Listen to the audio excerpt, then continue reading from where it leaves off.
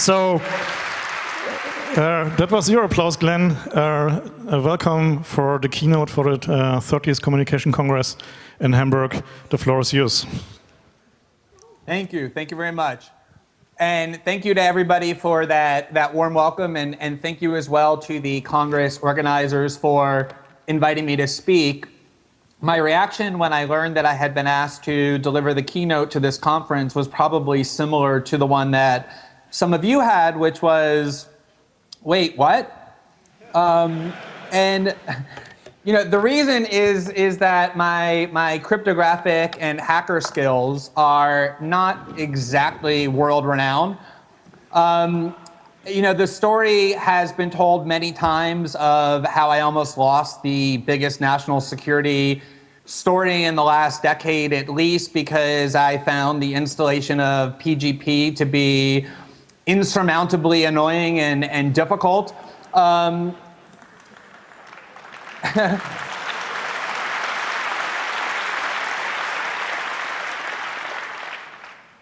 there's another story that's very similar that illustrates the same point that I actually don't think has been told before, which is prior to my going to Hong Kong, I spent many hours with both Laura Poitras and Edward Snowden trying to get up to speed on the basics of security technology that I would need in order to report on this story. And they tried to tutor me in all sorts of programs and finally concluded that the only one, at least at that time for that moment, that I could handle was TrueCrypt.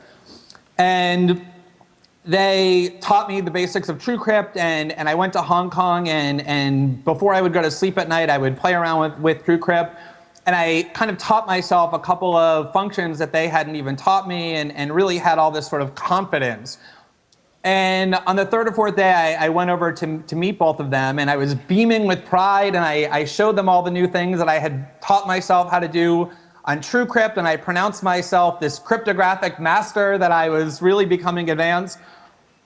And I looked at both of them, and I didn't see any return pride coming my way. Actually, what I saw was them trying very hard to avoid rolling their eyes out of their head at me to one another. And I said, why are you reacting that way? Why isn't that a great accomplishment? And they sort of let some moments go by, and no one wanted to break it to me. And finally, Snowden piped in and said, TrueCrypt is really meant for your little kid brother to be able to master. It's not all that impressive. And and I remember being very deflated and kind of going back to the drawing board. Well, you know, that was 6 months ago. And in the interim, the importance of security technology and privacy technology has become really central to everything it is that I do. I really have learned an enormous amount about both its importance and how it functions. And I'm far from the only one. I think one of the most significant outcomes of the last 6 months, but one of the most under-discussed, is how many people now appreciate the importance of protecting the security of their communications. If you go and look at my inbox from July, probably 3 to 5% of the emails I received were composed of PGP code. That percentage is definitely above 50% today, and probably well above 50%. When we talked about forming our new media company, we barely spent any time on the question. It was simply assumed that we were all going to use the most sophisticated encryption that was available to communicate with one another. And I think most encouragingly, whenever I'm contacted by anyone in journalism or activism or any related fields, they either use encryption or are embarrassed and ashamed that they don't, and apologize to me for the fact that they don't, and vow that they're soon going to. And it's really a remarkable sea change, even from the middle of last year, when I would talk to some of the leading national security journalists in the world who were working on some of the most sensitive information, and virtually none of them even knew what PGP or OTR or any other of the leading privacy technologies were, let alone how to use them. And it's really encouraging to see this technology spreading so pervasively. And I think that this underscores an extremely important point, and one that gives me great cause for optimism. I'm often asked, whether I think that the stories that we've been learning over the last 6 months and the reporting and the debates that have arisen will actually change anything and impose any real limits on the US surveillance state. And typically when people think the answer to that question is yes, the thing that they cite most commonly is probably the least significant, which is that there's going to be some kind of debate and our representatives in democratic government are going to respond to our debate and they're going to impose limits with legislative reform. None of that is likely to happen. The US government and its allies are not going to voluntarily restrict their own surveillance powers in any meaningful way. In fact, the tactic of the US government that we see over and over, that we've seen historically, is to do the very opposite, which is when they get caught doing something that brings them disrepute and causes scandal and concern, they're very adept at pretending to reform themselves through symbolic gestures, while at the same time doing very little other than placating citizen anger and often increasing their own powers that created the scandal in the first place. We saw that in the mid-1970s when there was serious concern and alarm in the United States, at least as much there is now, if not more so, over the US government's surveillance capabilities and abuse. And what the US government did in response is they said, well, we're going to engage in all these reforms that will safeguard these powers. We're going to create a special court that the government needs to go to get permission before they can target people with surveillance. And that sounded great, but then they created the court in the most warped way possible. It's a secret court where only the government gets to show up, where only the most pro-national security judges are appointed.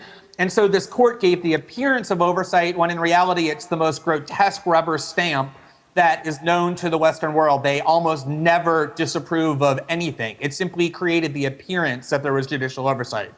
Or they also said we're going to create congressional committees, the intelligence committees, that are going to have as their main function overseeing the intelligence committees and making certain that they no longer abuse their power. And what they did instead was immediately install the most servile loyalists of the intelligence committees as head of this quote-unquote oversight committee. And that's been going on for decades, and today we have two of the most slavish pro-NSA members of Congress as the head of these committees who are really there to bolster and justify everything and anything the NSA does rather than engage in real oversight. So again, it's designed to prettify the process while bringing about no real reform. And this process is now repeating itself. You see the president appoint a handful of his closest loyalists to this independent White House panel that pretended to issue a report that was very balanced and critical of the surveillance state, but in reality introduced a variety of programs that at the very best would simply make these programs slightly more palatable from a public perspective and in many cases intensify the powers of the surveillance state rather than reining them in any meaningful way. So the answer to whether or not we're going to have meaningful reform definitely does not lie in the typical processes of democratic accountability that we're all taught to respect, but they do lie elsewhere. It is possible that there will be courts that will impose some meaningful restrictions by finding that the programs are unconstitutional. It's, I think, much more possible that other countries around the world who are truly indignant about the breaches of their privacy security will band together and create alternatives, either in terms of infrastructure or legal regimes that will prevent the United States from exercising hegemony over the internet or make the cost of doing so far too high. I think even more promising is the fact that large private corporations, internet companies, and others will start finally paying a price for their collaboration with this spying regime. And we've seen that already when they've been dragged into the light and finally now are forced to account for what it is that they're doing and to realize that their economic interests are imperiled by the spying system, exercising their unparalleled power to demand that it be reined in. I think all of those things are very possible as serious constraints on the surveillance state. But I ultimately think that where the greatest hope lies is with the people in this room and the skills that all of you possess. The privacy technologies that have already been developed the Tor browser, PGP, OTR, and a variety of other products are making real inroads in preventing the US government and its allies from invading the sanctity of our communications. None of them is perfect, none of them is invulnerable, but they all pose a serious obstacle to the US government's ability to continue to destroy our privacy. And ultimately, the battle over internet freedom, the question of whether or not the internet will really be this tool of liberation and democratization, or whether it will become the worst tool of human oppression in all of human history, will be fought out, I think, primarily on the technological battlefield. The NSA and the US government certainly knows that. That's why Keith Alexander gets dressed up in his little costumes, his dad jeans and his edgy black shirt, and goes to hacker conferences. And it's why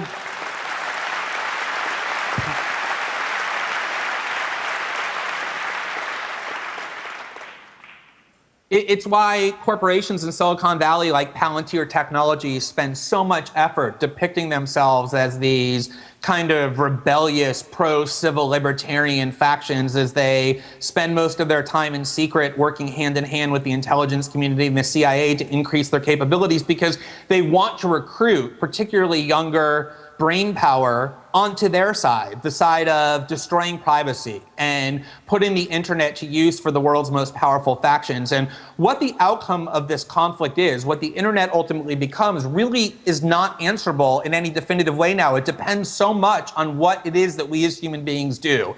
And one of the most pressing questions is whether people like the ones who are in this room and the people who have the skills that you have now and in the future will succumb to those temptations and go to work for the very entities that are attempting to destroy privacy around the world, or whether you will put your talents and skills and resources to defending human beings from those invasions and continuing to create effective technologies to protect our privacy. And I'm very optimistic, because that power does lie in your hands.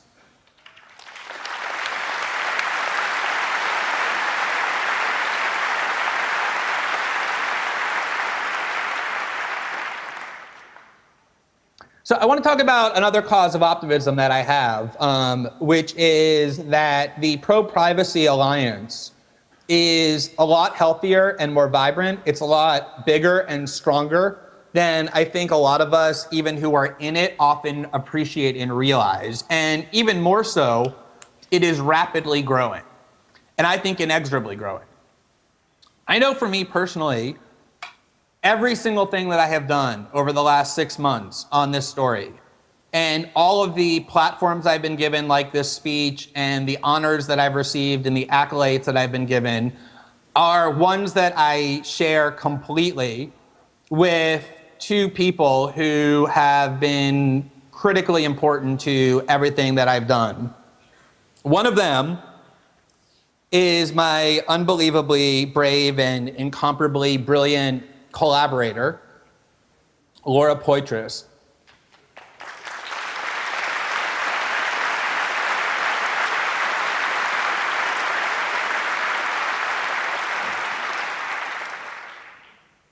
And, you know, Laura doesn't get a huge amount of attention, which is how she likes it.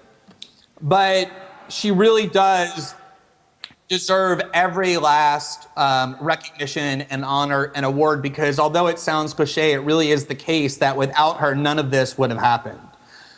We have talked every single day virtually over the last 6 months. We have made almost every decision, certainly every significant one, in complete partnership and collaboration. And being able to work with somebody who has that high level of understanding about internet security, about strategies for protecting privacy, has been completely indispensable to the success of what we've been able to achieve. And then the second person who has been utterly indispensable, deserves every last accolade and to share in every last award, is my Nora's source, Edward Snowden.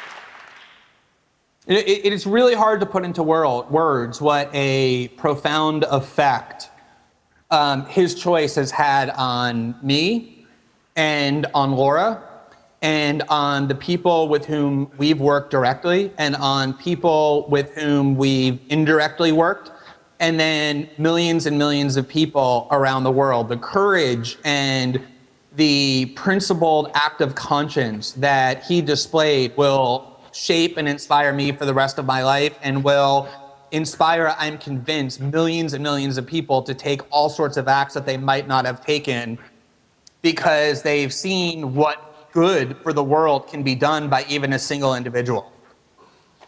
And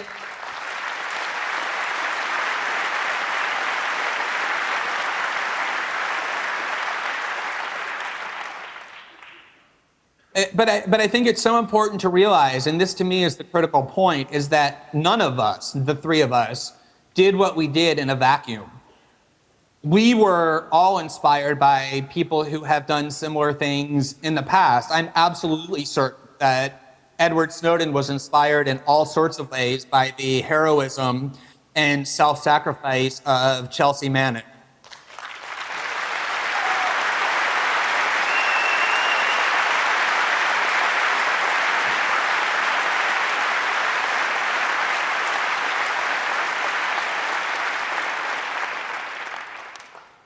And I'm quite certain that in one way or another, Chelsea Manning, was inspired by the whole litany of whistleblowers and other people of conscience who came before her to blow the whistle on extreme levels of corruption, wrongdoing, and illegality among the world's most powerful factions. And they, in turn, were inspired, I'm certain, by the person who is one of my greatest political heroes, Daniel Ellsberg, who did this 40 years ago.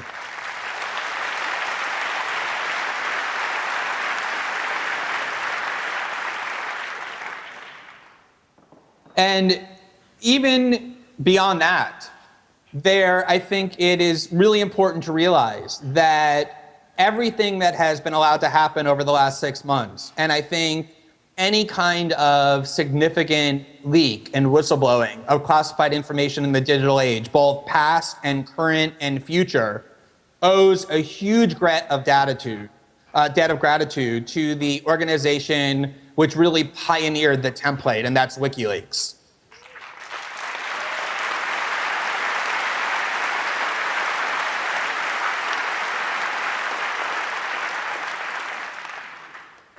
And we didn't completely copy to the letter the model of WikiLeaks. We modified it a little bit, just like WikiLeaks modified what it has decided were its best tactics and strategies as it went along. And I'm sure people who come after us will modify what we have done to improve on what we have done and to avoid some of our mistakes and some of the attacks that have actually been successful. But I think the point that is really underscored here, and it was underscored for me probably most powerfully when Edward Snowden was rescued from Hong Kong from probable arrest and imprisonment for the next 30 years by the United States, not only by WikiLeaks, but by an extraordinarily courageous and heroic woman, Sarah Harrison.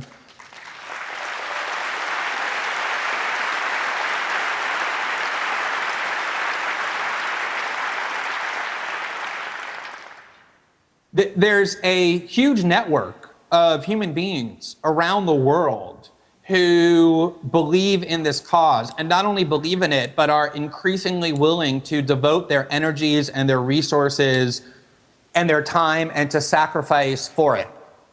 And there's a reason that's remarkable, and it kind of occurred to me in a telephone call that I had with Laura probably 2 months or so ago. Although we've communicated every day, we've almost never communicated by telephone. And one of the few exceptions was we were going to speak to an event at the Electronic Frontier Foundation, and we got on the phone and the night before to sort of talk about what ground she would cover and what ground I would cover. And what she said to me is, it's amazing if you think about it. She went through the list of the people who have devoted themselves to transparency and the price that they've paid. And she said Edward Snowden is stuck in Russia, facing 30 years in prison. Chelsea Manning is in prison. Aaron Schwartz committed suicide. People like Jeremy Hammond and Barrett Brown are the subject of grotesquely overzealous prosecutions by virtue of the activism of transparency.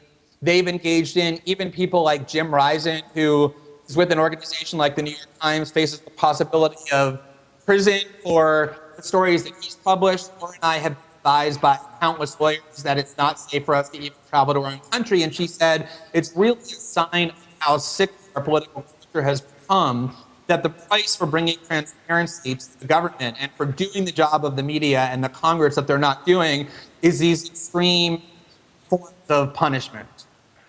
And, you know, she was right, and she had a good point, and I had a hard time disagreeing with it. I think anybody would, but I said, you know, there actually is another interesting point that list revealed. The thing that's so interesting to me about that list is that it's actually as long as it is, and it keeps growing.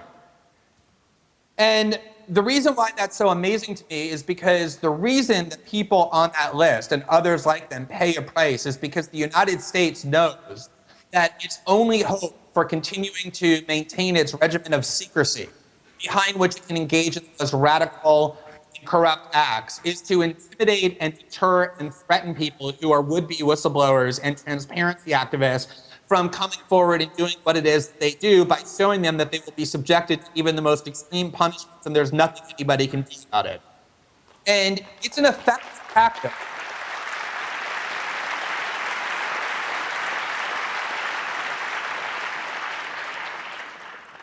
You know, it is an effective tactic. It works for some people, not because those people are cowardly, but because they're rational.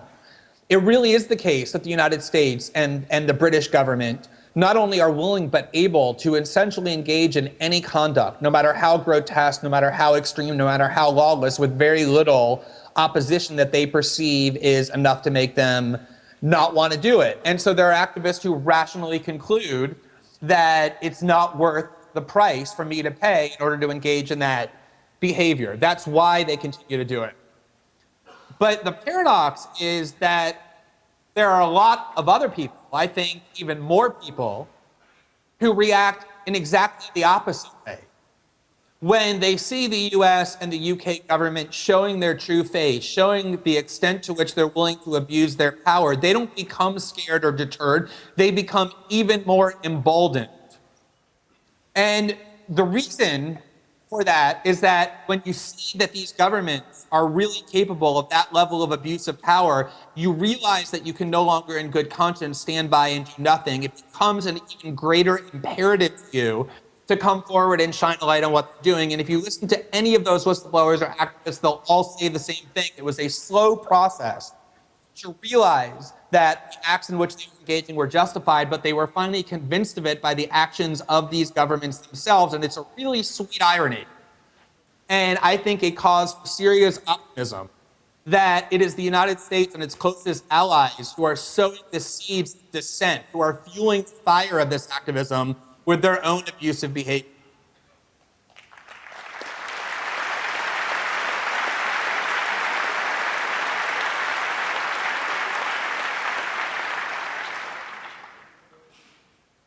Now, speaking of the attempt to intimidate and deter and the like, I just want to spend a few minutes talking about the current posture of the United States government with regard to Edward Snowden.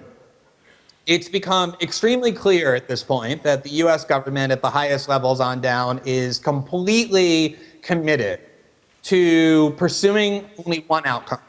And that outcome is one where Edward Snowden ends up spending several decades, if not the rest of his life, in a small cage, probably cut off in terms of communication from the rest of the world.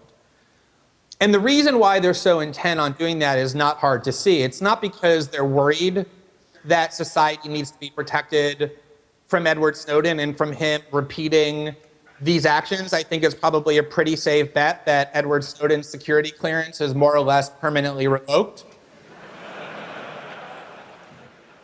The reason they're so intent on it is because they cannot allow Edward Snowden to live any sort of a decent and free life, because they're petrified that that will inspire other people to follow his example and to be unwilling to maintain this bond of secrecy when maintaining that bond does nothing but hides illegal and damaging conduct from the people who are most affected by it.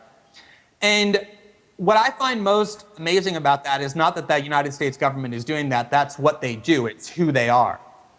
What I find amazing about it is that there are so many governments around the world, including ones that are capable of protecting his human rights and who have been the biggest beneficiaries of his heroic revelations, who are willing to stand by and watch his human rights be crushed and be imprisoned for the crime of showing the world what's being done to their privacy.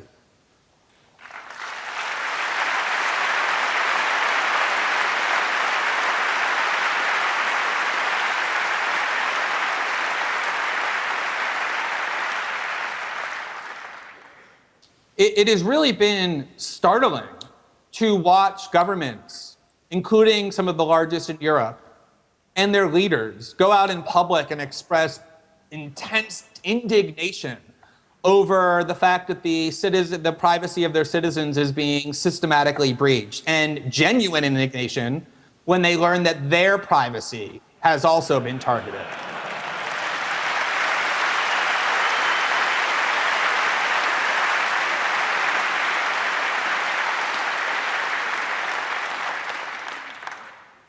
And yet, at the same time, the person who sacrificed in order to defend their basic human rights, their rights of privacy, is now having his own human rights targeted and threatened in recrimination. And I realize that for any country like Germany or France or Brazil or any other country around the world to defy the dictates of the United States, that there's a cost to doing that. But there was an even greater cost to Edward Snowden to come forward and do what he did in defense of your rights, and yet he did it anyway.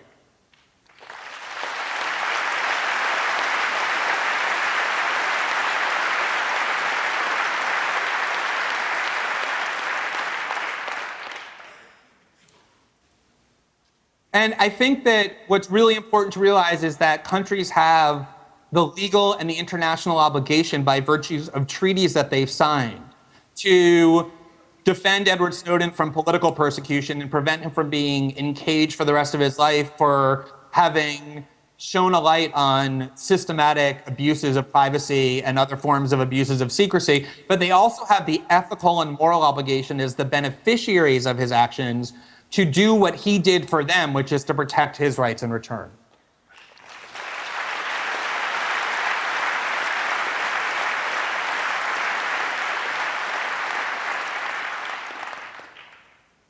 I want to spend a little bit of time talking about one of my favorite topics, which is journalism. When I was in Hong Kong and with Laura and Ed Snowden, I've been reflecting on this a lot in the course of writing the book that I've been writing over the past couple of months about everything that's happened.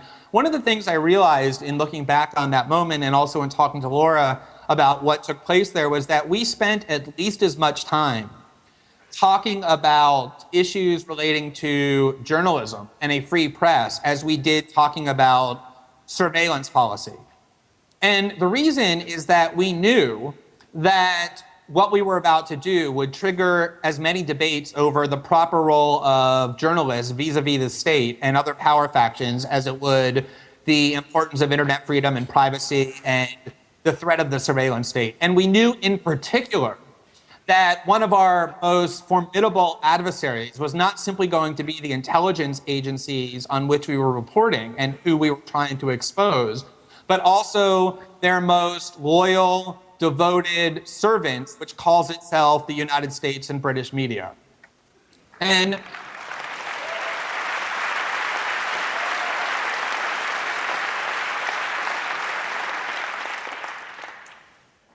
so we spent a great deal of time strategizing about it. We resolved that we were going to have to be very disruptive of the status quo, not only the surveillance and political status quo, but also the journalistic status quo.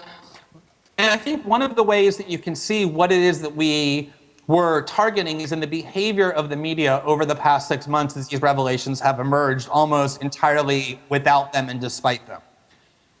One of the more remarkable things that has happened to me is I gave an interview 3 weeks or so, or a month ago, on BBC.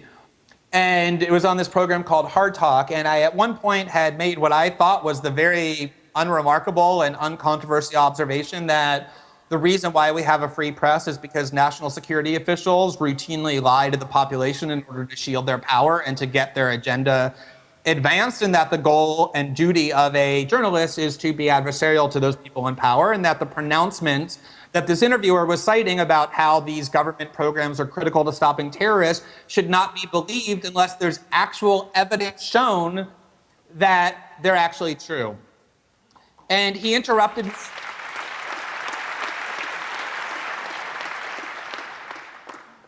When I said that, he interrupted me and he said, look, I'm sorry, I don't do pompous British accents well, so you'll just have to transpose it in your own imagination onto what I'm saying. But he said, you know, I just need to stop you. You have said something so remarkable. He was like a Victorian priest scandalized by seeing a woman pull up her skirt a little bit above her ankles. He said, I just cannot believe that you would suggest that senior officials, generals in the United States and the British government are actually making false claims to the public. How can you possibly?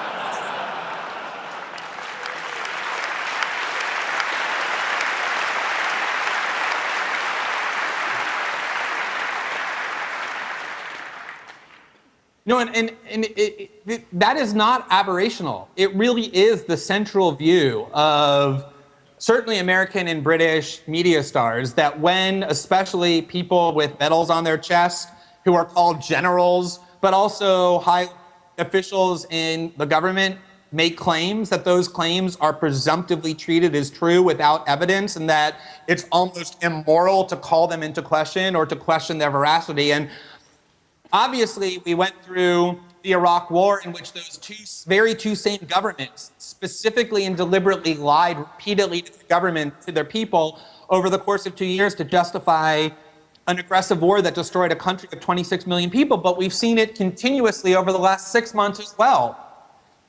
The very first document that Edward Snowden ever showed me was one that he explained would reveal unquestionable lying by the senior national intelligence official of President Obama, the director of national intelligence, James Clapper. That was the document that revealed that the Obama administration had succeeded in convincing a court, a secret court, to compel phone companies to turn over to the NSA every single phone record of every single telephone call, local and international, of every single American, even though that national security official, James Clapper, before the Senate just months earlier was asked, does the NSA collect bulk data about the communications of Americans? And he answered, no, sir.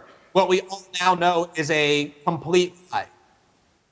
There are other lies that the NSA and its top officials have, US government's top officials have told, and by lie I mean advisedly, things they know to be false that they're saying anyway to convince people of what they want them to believe. Keith Alexander repeatedly said, the head of the NSA, that they are incapable of accounting for the exact number of calls and emails that they intercept from the American telecommunications system, even though the program we ended up exposing, Bounce Informant, counts with exact mathematical precision exactly the data that he said he's incapable of providing.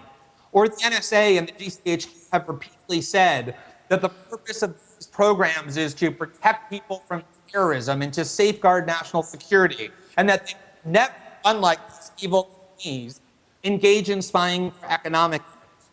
And yet, report after report that we field, from spying on the Brazilian oil giant Petrobras, to spying on the Organization of American States and economic summits, where economic accords are negotiated to energy companies around the world, in Europe and Asia and Latin America, just completely negate these claims, prove that they are lies. And then we have President Obama, who repeatedly says things like, we cannot and do not spy or eavesdrop on the communication of Americans without warrants, even though the 2008 law that was enacted by the Congress of which he was a part had little purpose other than to empower the US government to eavesdrop on Americans' communication without warrants.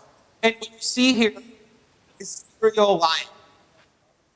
And yet at the same time, the same media that sees it acts scandalized if you suggest that their claims should not taken at face value without evidence, because their role is not to be adversarial. Their role is to be loyal spokespeople to those powerful factions that they pretend to exercise oversight.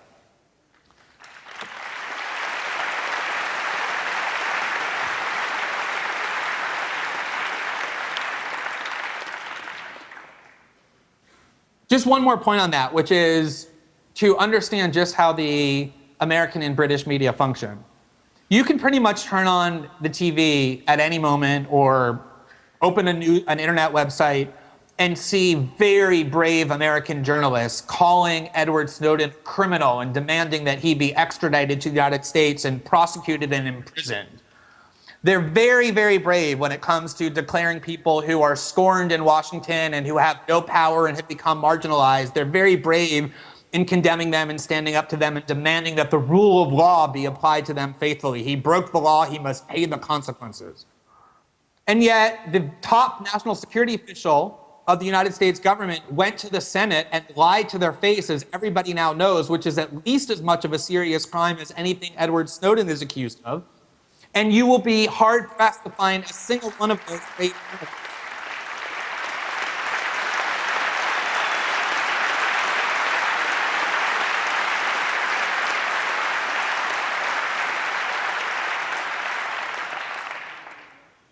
You will be very hard-pressed to find even a single one of those brave, intrepid journalists ever even think about, let alone express the idea that Director of National Intelligence James Clapper ought to be subject to the rule of law and be prosecuted and imprisoned for the crimes that he committed, because the role of the US government, of the US media and their British counterparts, is to be voices for those with the greatest power and to protect their interests and serve them. And everything that we've done over the last 6 months and everything we've decided in the last month about forming a new media organization is all about trying to subvert that process and reanimate and reinstill the process of journalism for what it was intended to be, which is as a true adversarial force, a check against those with the greatest power.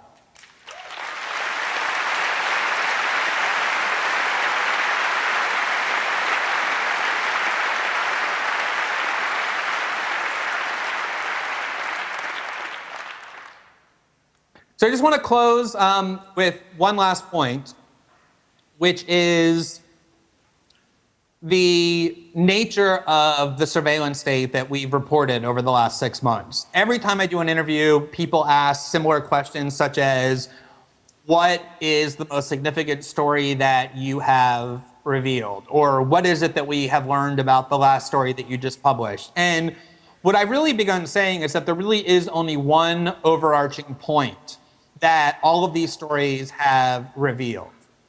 And that is, and I say this without the slightest bit hyperbole or melodrama, it's not metaphorical and it's not figurative, it is literally true, that the goal of the NSA and its Five Eyes partners in the English-speaking world, Canada, New Zealand, Australia, and especially the UK, is to eliminate privacy globally, to ensure that there be no human communications that occur electronically, that evades their surveillance net. They want to make sure that all forms of human communication, by telephone or by internet, and all online activities are collected, monitored, stored, and analyzed by that agency and by their allies.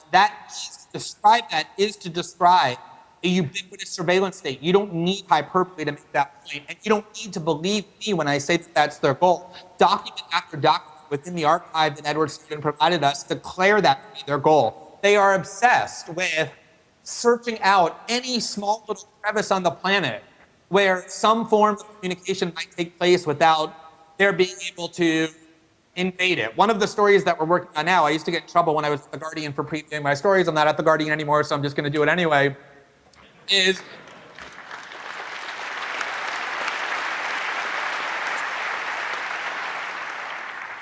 the NSA and the GCHQ they're being driven crazy by the idea that you can go on an airplane and use certain cell phone devices or internet services and be away from their prying eyes for a few hours at a time. They are obsessed with finding ways to invade the systems of online onboard internet service and mobile phone service, because the very idea that human beings can communicate even for a few moments without them being able to collect and store and analyze and monitor what it is that we're saying is simply intolerable. That is their institutional mandate. And when I get asked questions when I do interviews in different countries, well, why would they want to spy on this official, or why would they want to spy on Sweden, or why would they want to target this company here? The premise of that question is really flawed. The premise of the question is that the NSA and the GCHQ need a specific reason to target somebody for surveillance. That is not how they think. They target every form of communication that they can possibly get their hands on. And if you think about what individual privacy does for us as human beings, let alone what it does for us on a political level, that it really is the thing that lets us explore boundaries and engage in creativity and use the mechanisms of dissent without fear. When you think about a world in which privacy is allowed to be eliminated, you're really talking about eliminating everything that makes it valuable to be a free individual. A surveillance state, by its necessity, by its very existence, breeds conformity, because when beings know that they're always susceptible to being watched, even if they're not always being watched, the choices that they make are far more constrained, are far more limited, cling far more closely to orthodoxy than when they can act in the private realm. And that's precisely why the NSA and the GCHQ and the world's most powerful teams throughout history and now always as the first goal have the elimination of privacy at the top of the list, because it's what ensures that human beings can no longer resist the decrees that they're issuing. Well, thank you once again very much. And really,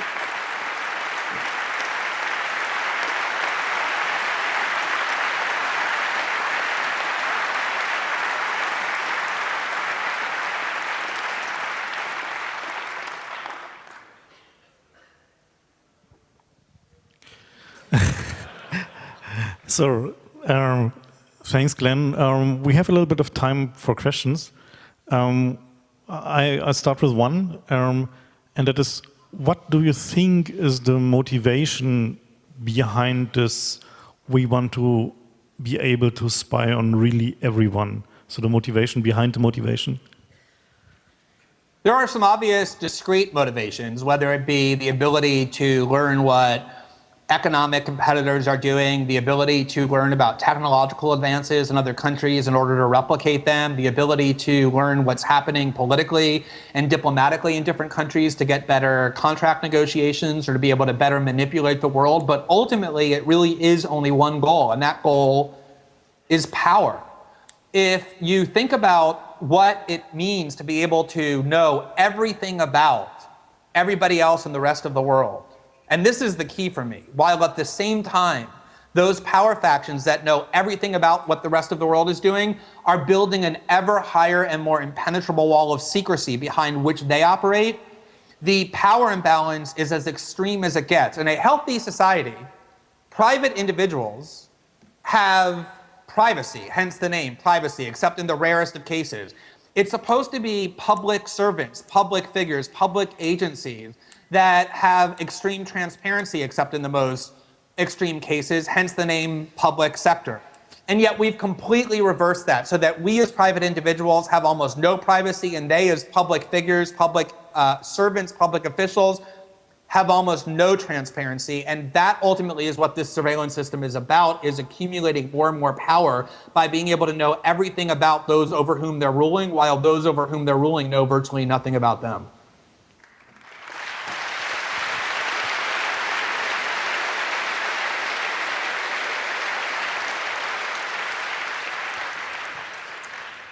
Okay, so we have approximately 10 more minutes for questions from the audience. So please, the audience, line up at microphone 1, 2, 3, and 4 if you want to ask a question. There are also questions from the internet. On the other hand, I exploit my position here and want to ask one thing. Are you fearing for your own well-being to be harmed? You know, I think that there's obvious risk to what Laura Poitras and I have both done together. Like I said before, we've been advised by lawyers that we really shouldn't travel. Obviously, my partner not only was detained under a terrorism law by the British government, but we're now all being threatened with prosecution under terrorism and espionage statutes. When you have tens of thousands of top secret documents, there's obvious risk to that as well. But journalists around the world and activists around the world, not only in the past, but currently are facing far greater dangers and have paid far greater prices than anything we have. And so I don't spend very much time thinking about that at all. It's a very easy choice when I see the people like Edward Snowden and the other ones on the list making the choices they've made to do my part, which is often a subset of what they're doing in pursuit of these values that I really believe in.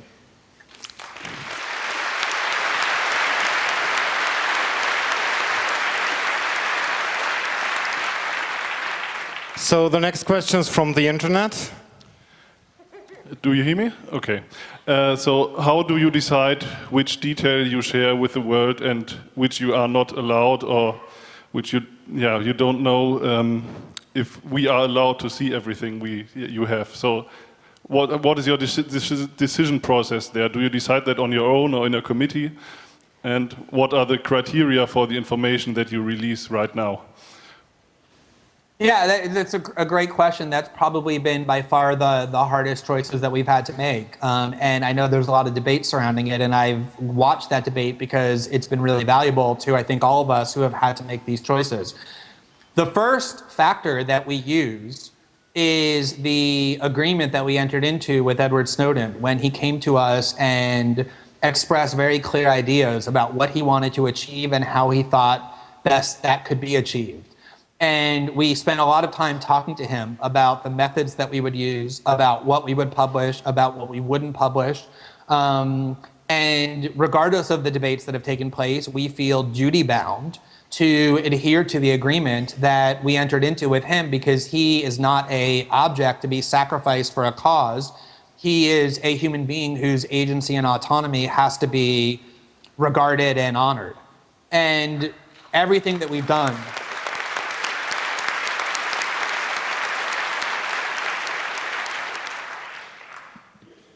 everything that we have done has been guided by the formula that we created together with him. I have been one of the most vocal supporters of WikiLeaks and of Chelsea Manning, and I will be that for as long as I live. I believe in radical transparency. I think the methods that they used to disclose the war logs and the diplomatic cables were exactly the right ones to use. And I think that, though, that there are different tactics and strategies that are optimal for different situations.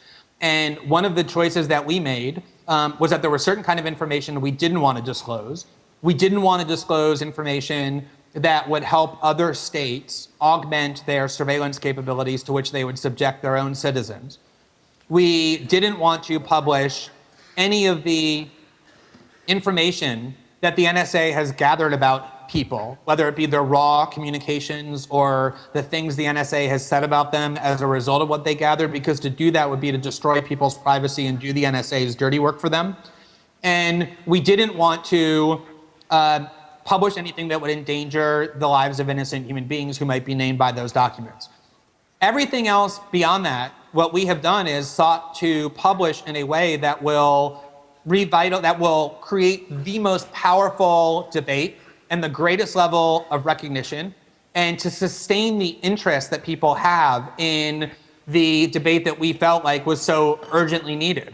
I can tell you that we are only 6 months into doing this. It took WikiLeaks, I believe, 9 months from the time they got the diplomatic cables until the time they began publishing them. These documents are complicated. People are waiting for us to make mistakes.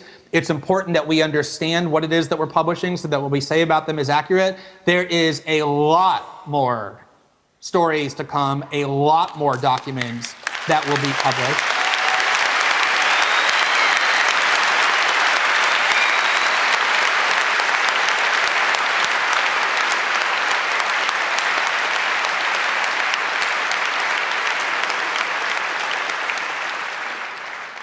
And the only other thing I can say is that, Laura and I and other people who have been working on these documents, including Edward Snowden, share exactly the same beliefs that you have and exactly the same values about transparency.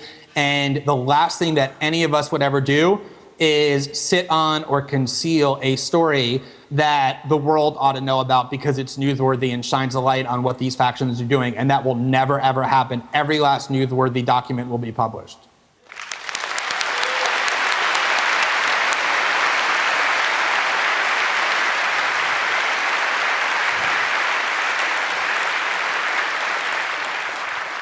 So microphone 1, please. So I know about the attacks that the GCHQ, the British police, have done to. They tried to trace your hardware, and I'd like to know if there were more than that, like attacks to you personally, because you talked about the attacks they used. Yeah.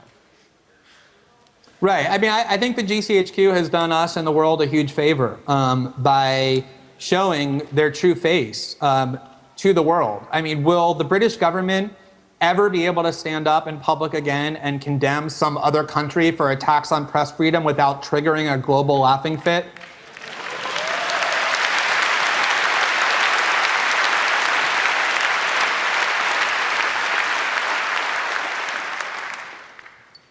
And, you know, I think that the most important thing that you can do as a journalist when you're being threatened, and the threats have gone far beyond what you just asked about. They're, as I said, continuously threatening in all sorts of formal and informal ways to criminally charge some or all of us who have been involved in this reporting. The only thing that you can do is to stand up to the playground bully and continue to publish in defiance of their threats, and that's what we're going to continue to do.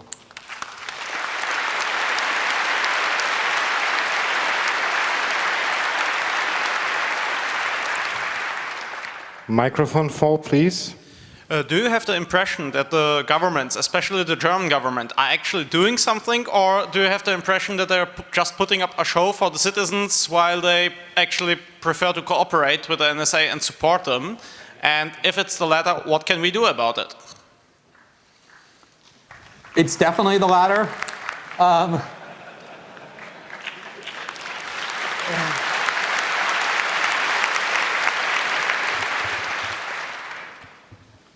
You know, ultimately, governments will do two things. They will, in the first instance, do everything that they can to advance their own interests. And governments around the world, especially in the West, don't perceive it to be in their own interests, at least some of them, to disobey the United States. And they also don't perceive it to be in their own interest to take meaningful action against surveillance policies which they themselves believe in and engage in.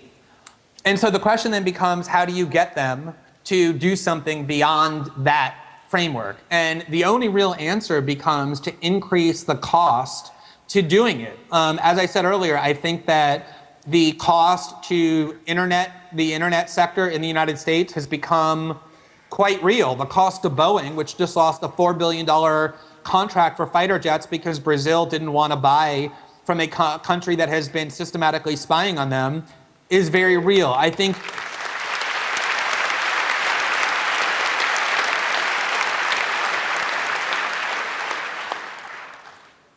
it's up to all of us to devise ways to not persuade them, because I don't think that power centers get persuaded in that way by nice, lofty arguments. I think it's important to devise ways to raise the cost severely for either their active participation in or their acquiescence to the systematic erosion of our privacy rights. And when we find the way to put them in the position where it's not we who are in fear of them, but they who are in fear of us, that's when these policies will change.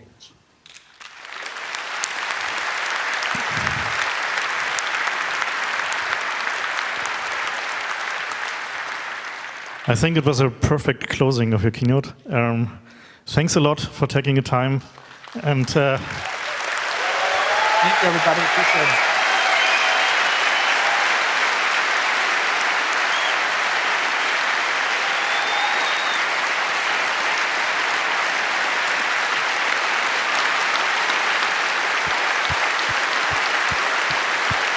Thank you. Thank you very much.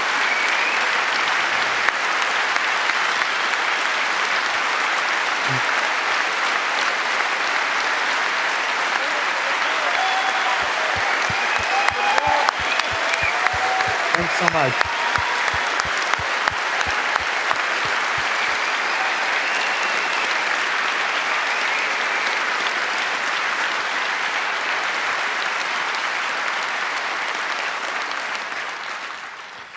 Thank you very much. Yeah, and please continue your work. Thank you.